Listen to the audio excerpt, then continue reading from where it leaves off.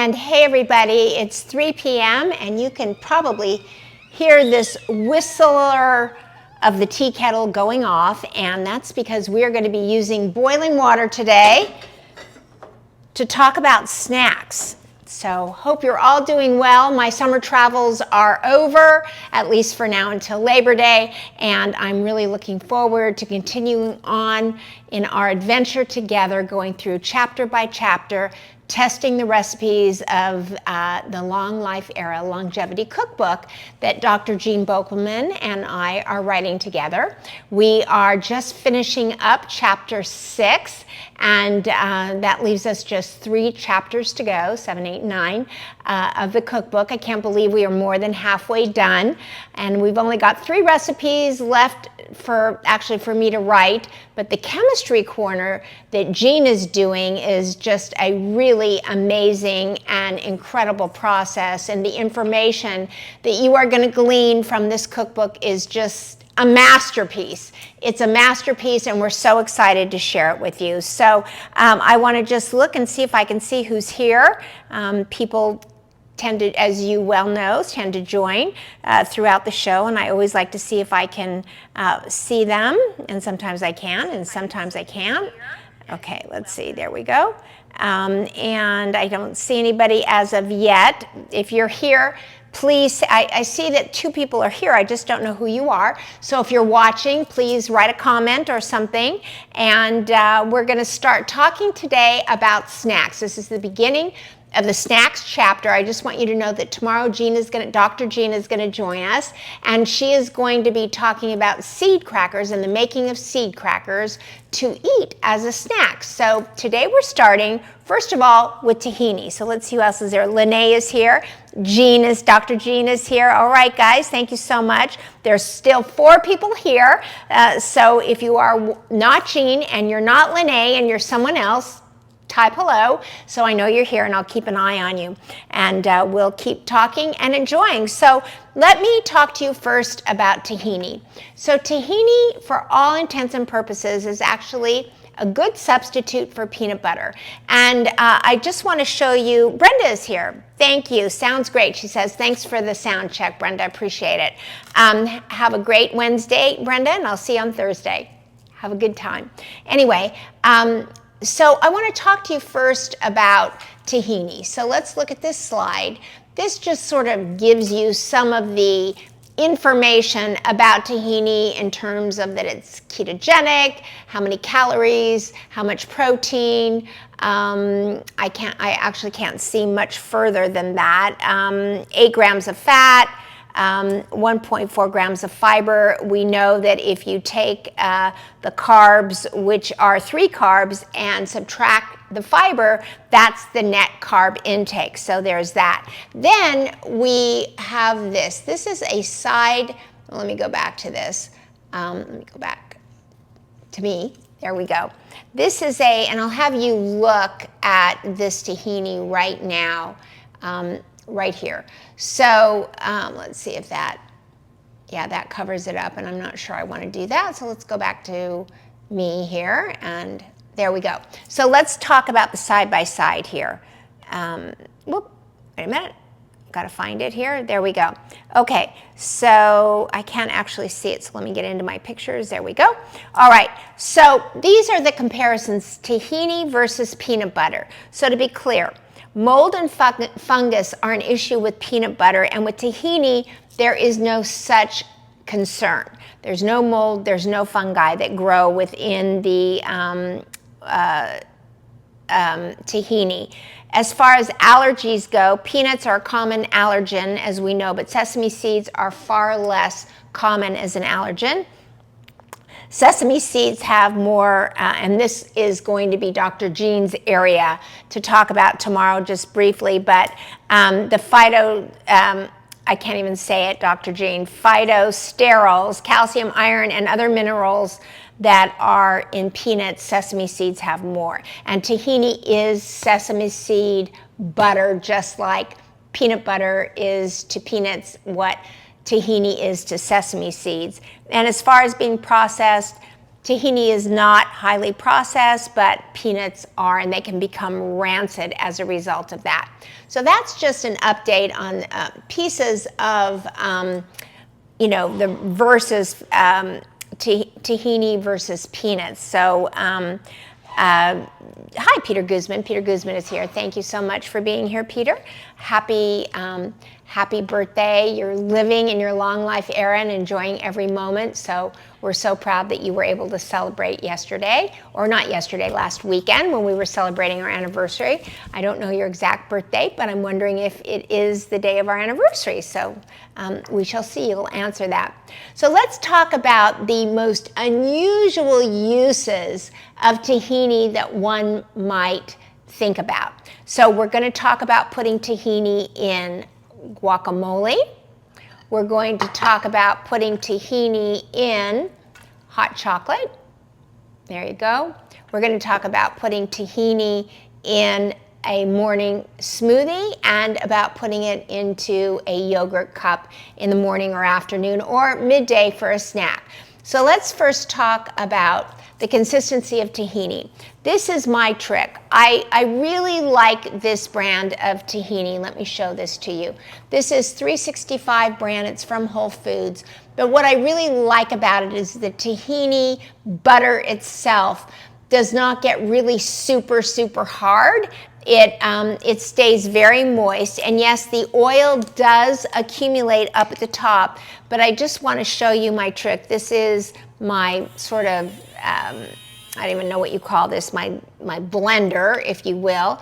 It's got, good batteries in it, and it needs to, because when you put it into the tahini, let me just show you this.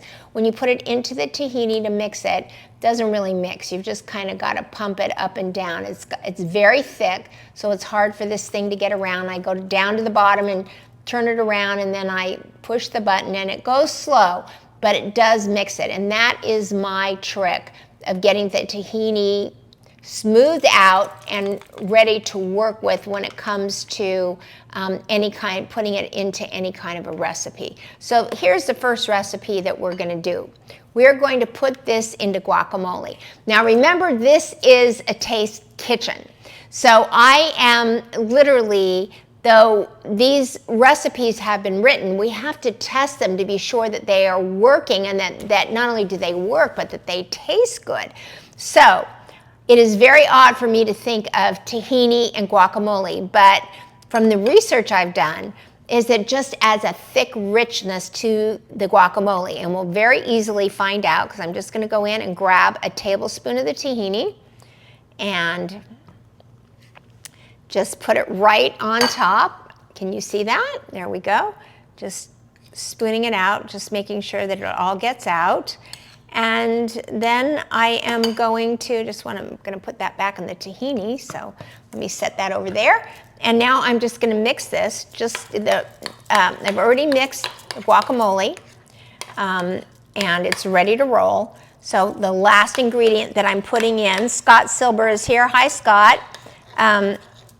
Peter Guzman said his birthday is every day when he wakes up. So that is right. All of our birthdays are every day when we wake up.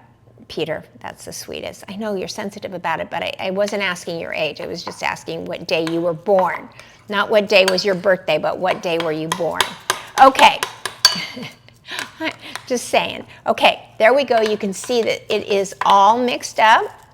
Scott is here. Peter's here. I'm licking my fingers. Who else is here? Anybody else? Nope. All right. So I'm going to add just a little bit of salt to it. That guacamole is just a little bit spicy. But let's see.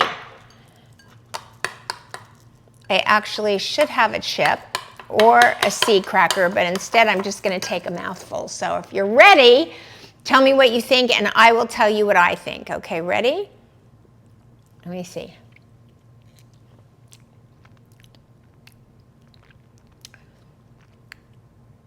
You know, there is no taste. There is absolutely no taste of the tahini. But I will tell you what I really like. I have to take a drink because I put too much in the guacamole. It's a little spicy. I'll tell you what I like is it's thicker there's a thickness to this. It kind of stands up. If you can see it, it's not loose from maybe, you know, a little bit too much lime juice or a little bit too much lemon juice. Maybe the guacamole itself, the avocados were a little loose, but it just gave it a richness and a thickness, and you can't really taste what it is. You just taste something really, really rich and different. It's delicious. So let me just taste that one more time. I can say that my guacamole should take a little bit less spice in it.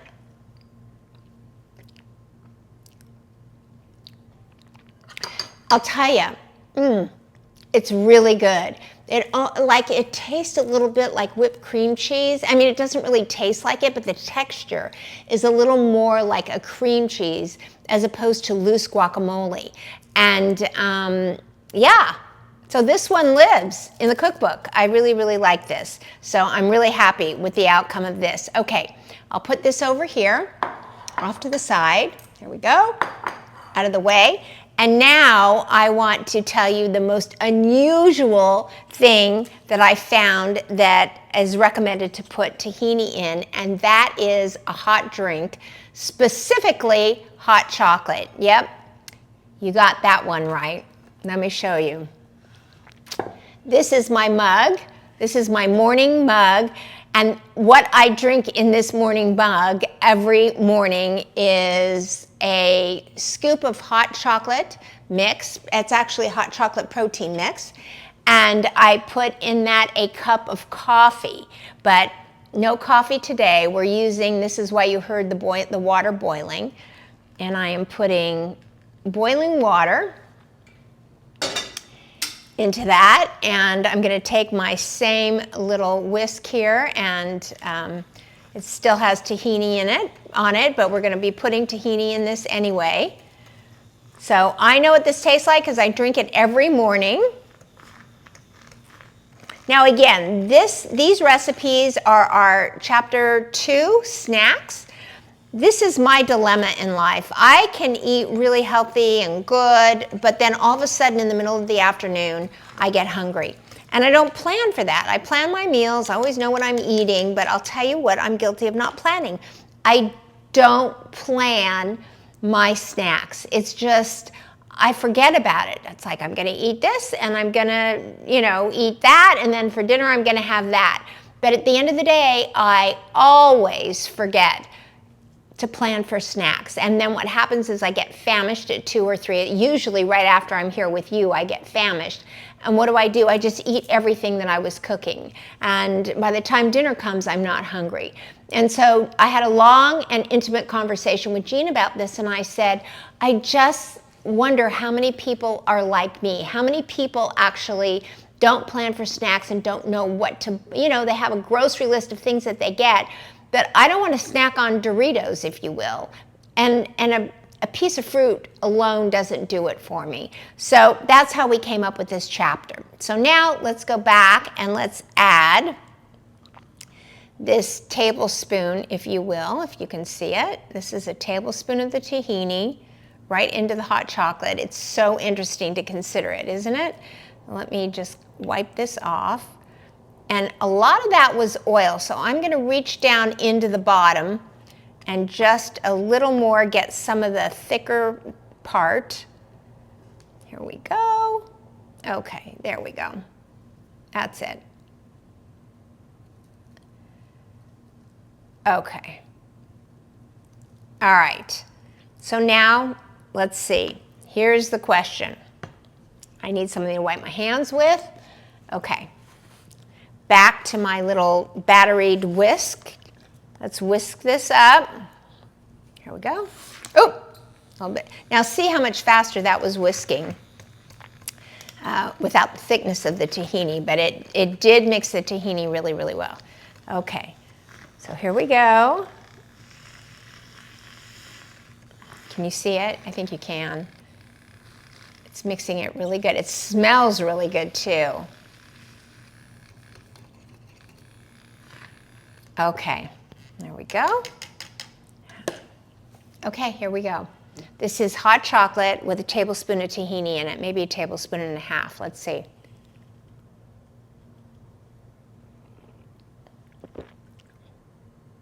Wow.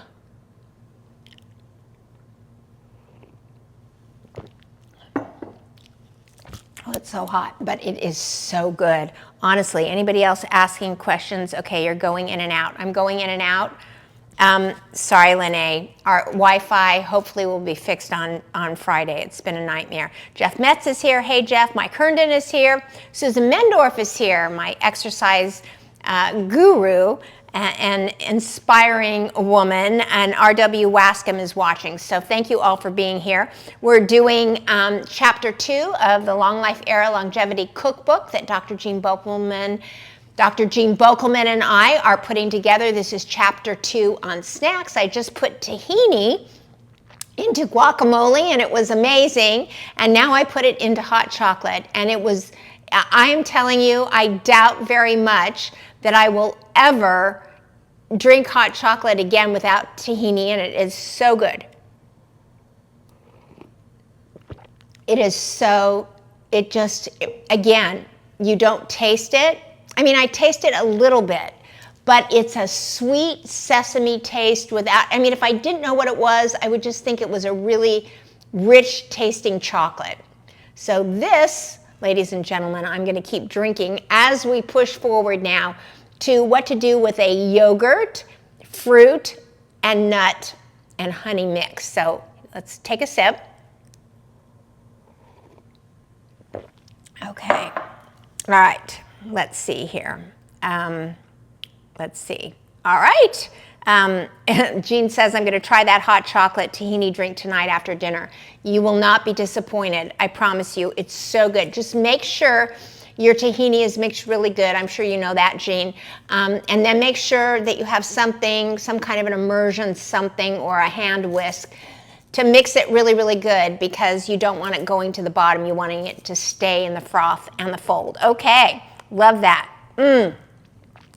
It's so good, I can't stop. I mean, it's the perfect blend of, they always say salt, fat, acid, but you know, hot chocolate in and of itself has a little bit of salt to it, I always find. Excuse me, and wow, I lost my breath there for a minute. And this has just a sweet and salty and rich fat taste to it that is marvelous. Okay, moving on. Let's go over here, and this is my favorite yogurt. This is Greek yogurt. This is what I use. It is rich. It is scrumptious. I love everything rich, if you hadn't already noticed. And this is just a simple snack. It is just taking a big heaping tablespoon of Greek yogurt. We use Greek because it has a tremendous amount of protein in it. I like that about it. It's also, under most circumstances, sheep's milk instead of cow's milk, so I also like that. Not that I have anything against cows, but I like sometimes mixing it up, and I do like sheep's milk. Then we're going to, and I put this in a glass cup so that you could see through exactly what I'm doing. Let me move my hot chocolate and tahini, because it is my new, so good. Am I still going in and out, Lene? Just let me know that. Okay, here we go. On top of this, I'm going to take a handful of blueberries and put them on top. There we go. And then on top of that, I'm going to take some honey and just put about a teaspoon to a tablespoon of honey over the top. I am going to use my favorite nut, the nut that I've confessed many times to Jean that I have dove into a bag of pistachios. Before I do that, though, I'm going to do this mix, and I'm going to take this, and I am going to just drizzle it on top. Again, this gives you protein. It's low carb.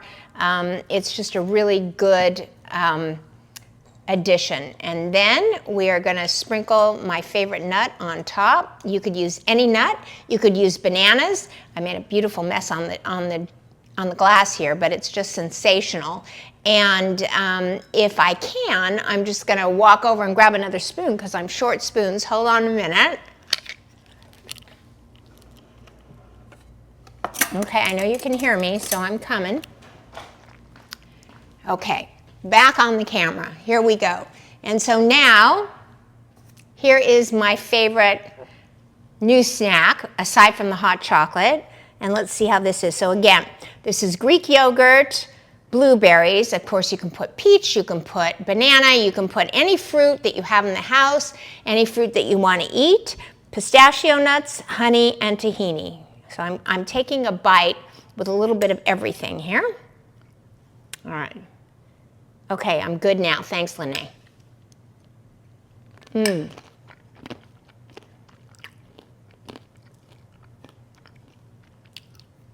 That's good. So let me tell you what's good about it.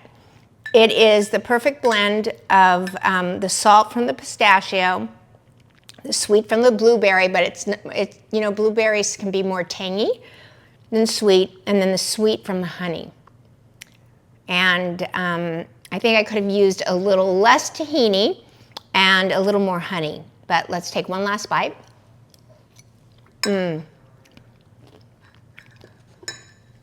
Excellent. That is a very filling snack. That is delicious. And back to this to wash it down, my favorite new drink here. Here's a wonderful thing about what just happened to this hot chocolate. I frothed it, if that's even a word. I, used the frother to mix it up. But I will tell you that the bubbles in it actually stayed. Usually they fall down, but they're really, they stayed intact, which is wonderful. Okay. All right, so let's move on. And here's one more thing. Okay, let's see if anybody else is here and has joined us. All right, back to this. All right, so the next thing is avocado toast. And I guess I forgot my little knife here, so give me a second. Grab the knife over here. Actually, let me get a different knife. Okay. All right. So this is, I'm going to lose a light. Sorry. My light almost fell into my guacamole. All right. So this is how I cut an avocado. I don't know if you do or how you do. You might have a better way to do it. And if you do, please, by all means, tell me what you do. But what I do is I cut it around the edge. I twist it and pull it off. What I do to get rid of the seed is I go right into it, give it a twist, and there it is. There is the old seed stuck into the knife, and then I take it over the trash can. You can't really see me over here, maybe you can. And then I hit it, and the seed falls right off. So that's how I do it. All right, so now I am going to slice it, and I always slice it right into the shell. That way I don't worry about my own hand. You never do cut through this. And I'm going to take this out. Boy, since it's only me, I'm going to take this teaspoon. Here we go. I never do this if I'm serving company, I can promise you, but I do it when I'm the only one in the kitchen, and all this food I'm making is actually for me. So I'm just saying, I'm a very clean cook. Anyway, so this is the sliced guacamole, or not guacamole, the sliced avocado. Now we're using rye bread, and rye bread has amazing properties according to Dr. Jean, and it's front and center in this snack chapter. And tomorrow, Dr. Jean is going to join us making seed crackers, but she's also going to give us a little insight on rye bread and why rye bread is so important, and a good bread for us to eat, especially when it comes to snacks. So this is me just putting the avocado on rye bread, as you can see. I'm going to take a teaspoon of lemon juice, which I took all the lemons off my tree about a month and a half ago and squeezed them and froze them. So I have my fresh Meyer lemons anytime I want. I am going to use some pink Himalayan sea salt. Let me get this. There we go. And I'm grabbing some fresh cracked black pepper. You could even use red pepper flakes, which I actually was going to use, but because the guacamole was so spicy, I'm actually just going to use this black pepper on fresh rye bread. Now let me talk about this rye bread. I really have to. I don't know how long it's been since you've actually tasted rye bread. Look at this. It's an amazing loaf. I had it sliced at Whole Foods. And when I opened up this bag and smelled this rye bread, I mean, it is rustic homemade rye bread. It's phenomenal. I mean, I really wish that you could smell it because it's so fresh and there's so much rye in it. It's amazing. And I'm really excited to take a bite into this very simple snack, which of all things is nothing more, let's see who else is here, which is nothing more than the avocado, the rye bread, the avocado, the salt, the cracked pepper, red pepper flakes, and this is just a snack. This is just your afternoon snack. So if you're ready, with the rye bread is how we recommend it with in chapter 2, trying to look for a really good place to take a bite that doesn't ruin my lipstick. Because I still have company here who's watching me. Okay, ready?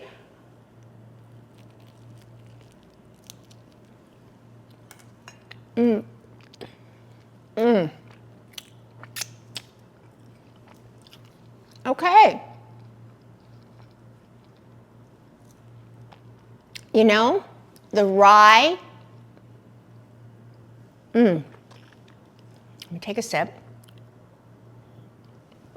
Probably should have tasted the water. Let me do this. Of all the things I thought I'd be doing, I didn't think I'd be going live and eating my way through an audience. But let me just say that the avocado mixed with the flavor of rye is like something I've never tasted before. Just plain, I mean, Jean, you were so right about rye bread being mixed with this. It is incredible. I'm gonna cut another piece that isn't as hard to bite into and take one more bite. And the recipe calls for this to be toasted, but I don't have a toaster. I mean, I do, but it's put away and it was hard to get to. But it's the hard crust on this rye bread that is absolutely delicious. I mean, I literally am taking one more bite of this.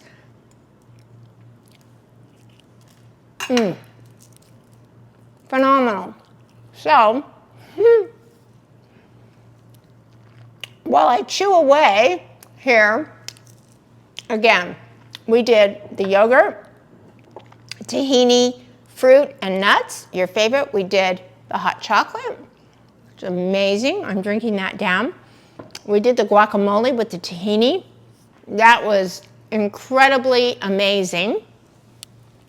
Here is the guacamole right here. That was really, really, really, really good. And then we just did plain sliced avocado on rye bread. And that was it. Amazing, incredible. It's a masterpiece.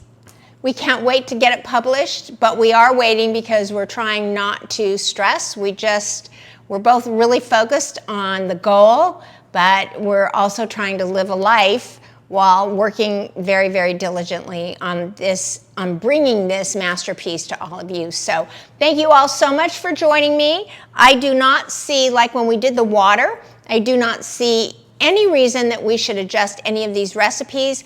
Please join us tomorrow when Dr. Jean Bokelman is going to be joining us. She's going to show us from her own kitchen how to make seed crackers. She's going to talk about the rye bread and why that was a necessity to put with the avocado, because she was very adamant about adding rye bread into this snack chapter.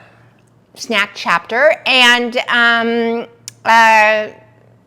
we are also just going to chalk talk while we're at it. Just a term that she and I came up with when we just sit down and just start chatting away and asking each other questions and all kinds of different things. So thank you so much for joining me. Remember to go out and spread love like butter. Love you all. definitely you need to put tahini in your guacamole. Buy your guacamole and put tahini in it. It is, that was my favorite of today. No, the hot chocolate was my favorite. No, the avocado and the rye bread was my favorite. The yogurt was okay. It was good, but these were amazing. Okay, everybody, go out and spread love like butter. Bye.